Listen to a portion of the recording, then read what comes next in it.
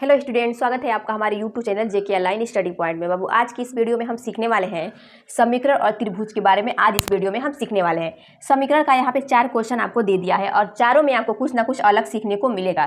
तो सबसे पहले हम पहले क्वेश्चन को सॉल्व करेंगे। पहला क्वेश्चन है आपका कि 5x + 12 = 27। तो यहाँ पे पहले क्वेश्चन को हम पहले सॉल्व करते हैं। 5x + 12 = आपका हो जाएगा 27। तो यहाँ पे 5x है, तो 5x से तो ये 27 जुड़ेगा ना ये 12 जुड़ेगा। तो सबसे पहले 5x को हम साइड में रखेंगे क्योंकि x का मान हमें यहाँ से निकालना है। तो हम ये ले लेंगे 5x = 27 और यहाँ पे प्लस का 12 है, बराबर के इधर जाएगा तो माइनस का 12 हो जाएगा, माइनस का 12। अब यहाँ से x का मान निकालना है तो 5x को तो ऐसे ही रख लेंगे हम, = 27 से 12 घटा देंगे तो ये आपका हो जाएगा 15। अब यहाँ से हम x का मान निकाल सकते हैं एकदम आसान तरीके से। यहाँ पे x का मान x = 5 गुणा में है तो बराबर किधर जाएगा तो भाग में चला जाएगा, यानी ये आपका हो जाएगा 15/15 5। अब हम इसको कैंसिल कर देंगे, 5 ये आपका हो जाएगा 15, यानी x का मान कितना निकल गया, x का मान आपका निकल गया 3। यानी पहला जो क्वेश्चन है इसका आंसर आपका हो जाएगा बाबू 3। अब चलिए हम इस दूसरे क्वेश्चन को सॉल्व कर लेते हैं। दूसरा क्वेश्चन है आपका, दूसरे क्वेश्चन को सॉल्व कर लेते हैं। दूसरा क्वेश्चन है आपका 8x + 26 = 58।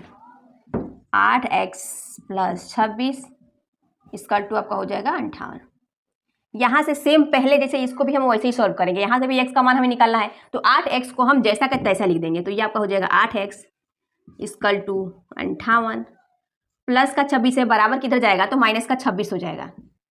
अब ये आपका सेम हो जाएगा, सेम ऐसे लिख देंगे, 8x को ऐसे उतार लेंगे। 8x = आपका हो जाएगा 8 में से 6 घटा देंगे, ये आपका हो जाएगा 2 और 5 में से 2 घटा देंगे, आपका हो जाएगा 3, यानी 32। अब यहाँ से x का मान हम निकालेंगे तो x = आपका हो जाएगा 32/8 गुणा में है तो बराबर किधर जाएगा तो भाग में चला जाएगा, तो ये आपका हो जाएगा यहाँ पे बटे में 8। अब हम इसको कैंसिल कर देंगे, 8 चौके 32, यानी x का मान कितना निकल गया, x का मान हमारा निकल गया 4। यानी जो दूसरा क्वेश्चन है इसका आंसर क्या हो जाएगा, इसका आंसर हो जाएगा बाबू आपका 4। अब चलिए हम इसी प्रकार तीसरे क्वेश्चन को सॉल्व कर लेते हैं। तीसरा क्वेश्चन है आपका x/7 x/7 + 22 = आपका हो जाएगा 34। अब इसको कैसे सॉल्व करेंगे हम, x/7 को सेम का सेम ऐसे लिख देंगे, x/7 = 34। अब 22 को भी बराबर किधर लेके जाएंगे तो माइनस का 22 हो जाएगा।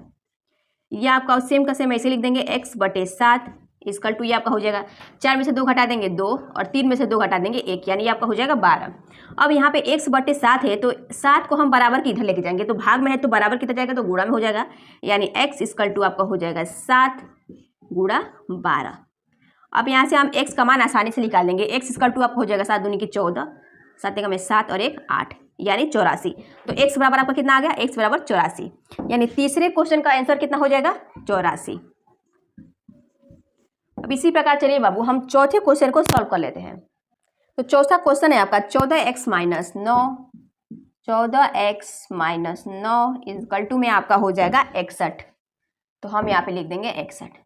यहाँ से भी हम x का मान निकालेंगे तो ये सेम हो जाएगा 14x = 61। यहाँ पे माइनस का 9 है तो बराबर की इधर जाएगा तो प्लस का 9 हो जाएगा, यानी ये आपका हो जाएगा 14x = 61 + 9, ये आपका हो जाएगा 70।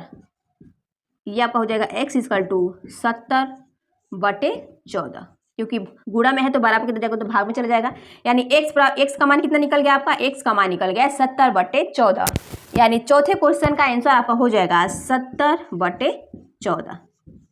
अब चलिए इसी प्रकार हम त्रिभुज के बारे में जान लेते हैं। चलिए अब जान लेते हैं बाबू त्रिभुज के बारे में। तो त्रिभुज का हम क्वेश्चन सॉल्व नहीं करेंगे, हम त्रिभुज के बारे में जानेंगे। यहाँ पे समकोण त्रिभुज, न्यून कोण त्रिभुज, अधिकोण त्रिभुज, समबाहु त्रिभुज, विषमबाहु त्रिभुज और समद्विबाहु त्रिभुज के बारे में हम जानेंगे कि इसे क्या कहते हैं। सबसे पहले हम जानेंगे कि समकोण त्रिभुज किसे कहते हैं, जिनका एक कोण सम हो उसे हम समकोण त्रिभुज कहते हैं, यानी इसका कोण 90 डिग्री का हो उसे हम क्या कहते हैं, समकोण त्रिभुज कहते हैं। अब हम जानेंगे कि न्यून कोण त्रिभुज किसे कहते हैं। न्यून कोण त्रिभुज किसे कहते हैं, जिसका सभी कोण 90 डिग्री से कम हो उसे हम क्या कहते हैं, न्यून कोण त्रिभुज कहते हैं। जिनका सभी कोण 90 डिग्री से कम हो, यानी ये भी 90 डिग्री से कम होगा, ये भी 90 डिग्री से कम होगा और ये भी 90 डिग्री से कम होगा, तो इसे हम क्या कहेंगे, इसे हम कहेंगे न्यून कोण त्रिभुज। इसे हम कहेंगे न्यून कोण त्रिभुज, जिनके सभी कोण बराबर नहीं हो या 90 डिग्री से कम हो। अब हम जानेंगे अधिक कोण त्रिभुज किसे कहते हैं।